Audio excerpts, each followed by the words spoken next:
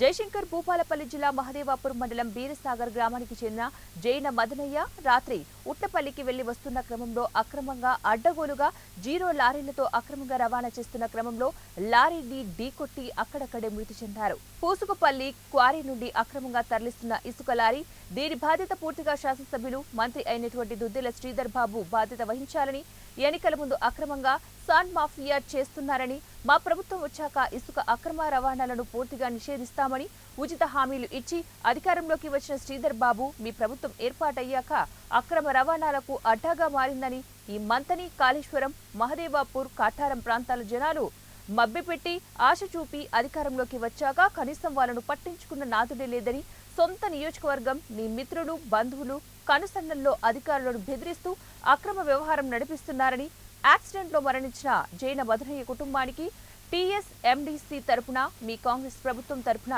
మృతుని కుటుంబానికి 20 లక్షల రూపాయలు ఎక్స్గ్రేషియా ఇవ్వాలని బీజేపీ పార్టీ తరపున మేము డిమాండ్ చేస్తున్నామని అన్నారు.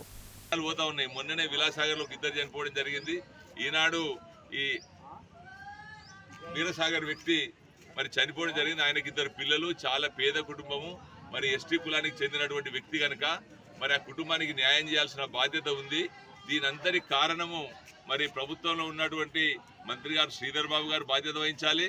అదేవిధంగా టీఎస్ఎండిసి వారు అడ్డగోలుగా మరి ఓవర్లోడ్లకు పర్మిషన్ ఇచ్చి ఒక్కొక్క లారీకి 2 బకెట్లు వేసుకొని 4,000 రూపాయలు వాళ్ళ దగ్గర తీసుకొని మరి ఓవర్లోడ్ వేసి పంపుతూ ఉంటే యాక్సిడెంట్లు జరుగుతూ ఉన్నాయి. దానికి కానీ ఇక్కడ ఉన్న పిఓ గారి పైన క్రిమినల్ కేసు పెట్టాలని చెప్పి మేము డిమాండ్ చేస్తూ ఉన్నాం. ఒక లారీకి 2,000 అంటే ఒక బకెట్కు 2,000 రూపాయలు అంటే 4 బకెట్లు అంటే దాదాపుగా 2 బకెట్లు అంటే 4,000 రూపాయలు. అంటే దాదాపుగా రోజు ఈ ప్రాంతం నుంచి ఒక 500 లారీలు పోతా ఉన్నాయి. 500 × 4,000 అంటే రోజు